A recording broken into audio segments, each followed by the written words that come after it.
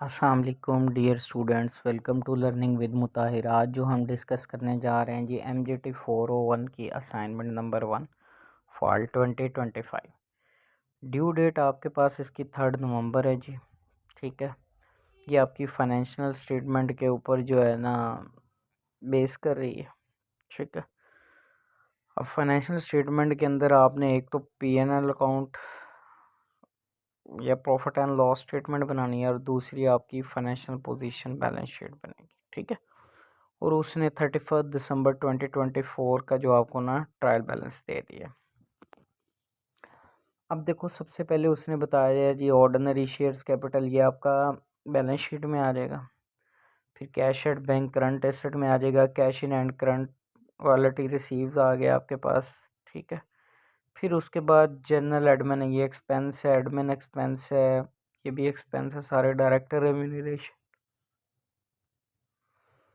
कोई लोन उसने लिया उसके ऊपर इंटरेस्ट पे किया। इंटेंजिबल फिक्स एसेट है, डिविडेंड रिसीव, आपकी कंपनी ने किसी और कंपनी के अंदर इन्वेस्टमेंट की हुई है, वहाँ से जो शेयर्स के अगेंस्ट रिटर्न मिल रहा है वो आपके पास डिविडेंड है। फिर इन्वेस्टमेंट है, बिल्डिंग फिक्स एसेट है। लोन के ऊपर वो इंटरेस्ट, वो कह रहा है लोन नोट्स रीपेबल इन 2028।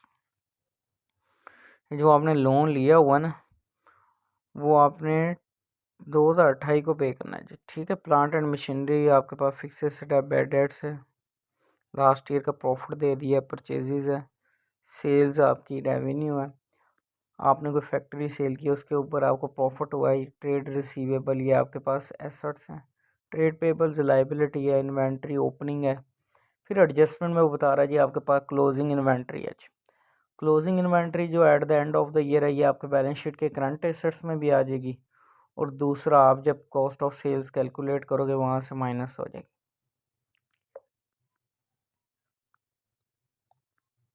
नेक्स्ट वो आपके कह रहे हैं जी नॉन करंट एसेट्स के ऊपर डेप्रिसिएशन है स्ट्रेट लाइन मेथड के मुताबिक। रेजिडुअल या ब्रेकअप वैल्यू नहीं है। किन किन एसेट्स के ऊपर है जी? ये बिल्डिंग के ऊपर है, प्लांट एंड मशीनरी के ऊपर है।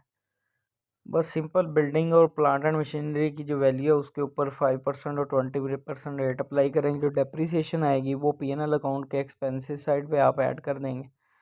ठीक है, और दूसरे नंबर पे आप क्या करोगे, बैलेंस शीट में या आप फाइनेंशियल पोजीशन के अंदर एसेट्स में से वो बैलेंस आउट कर दो।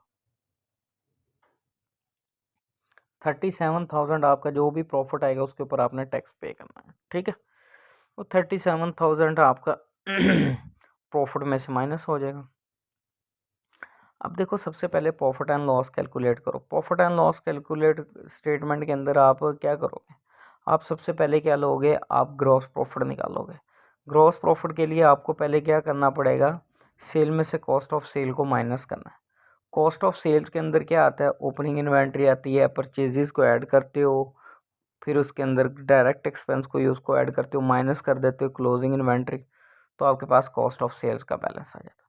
तो सेल में से कॉस्ट ऑफ सेल को माइनस करो, ग्रॉस प्रॉफिट आ जाएगा। ग्रॉस प्रॉफिट के अंदर ऐड कर दो कोई भी अदर इनकम है, लेस कर दो ऑपरेटिंग एक्सपेंस है। ठीक है, कोई अदर एक्सपेंसेस है वो माइनस कर दो, तो आपके पास आ जाएगा प्रॉफिट। ठीक है, उस प्रॉफिट के ऊपर टैक्स रेट अप्लाई करो। टैक्स रेट अप्लाई करने के बाद जो बैलेंस बचेगा या टैक्स की अमाउंट बल्कि उसने कैलकुलेट कर दी, प्रॉफिट आफ्टर टैक्स आ जाए। किसी भी बच्चे को जो जॉब होल्डर हैं वो अपनी असाइनमेंट को इस GDP के लिए टाइम नहीं होता, तो वो टिल फाइनल एग्ज़ाम तक हम उनके बिहाफ पे सारी असाइनमेंट को इस GDP अटैम्प्ट कर दिया करें। किसी बच्चे को प्रोजेक्ट इंटर्नशिप रिपोर्ट के हवाले से कोई प्रॉब्लम है तो वो भी प्रोजेक्ट या इंटर्नशिप रिपोर्ट भी हो जाएगी। बाकी इसके साथ साथ हर बच्चे को जब उनकी असाइनमेंट क्विज GDP अटैम्प्ट कर रहे होंगे, हम उनको मिड टर्म और फाइनल टर्म की फाइल लेसन वाइज प्रोवाइड करेंगे। ठीक है, अच्छा, आप मेरे व्हाट्सअप वाले नंबर पे कांटेक्ट करें। मेरा रिप्लाई अगर नहीं आता तो परेशान नहीं होना, मैं इवनिंग में 8 PM के बाद आपसे कांटेक्ट कर लिया करूँगा, इसलिए आपने बिल्कुल परेशान नहीं होना। आपकी जो भी क्वेरीज, जो भी क्वेश्चन है, आप मुझे व्हाट्सअप पर ड्रॉप कर दीजिए। जैसे 8 बजेंगे आपको मैं सलूशन भेज दिया करूँगा, आप अपनी पेमेंट वगैरह शेयर कर लिया करना।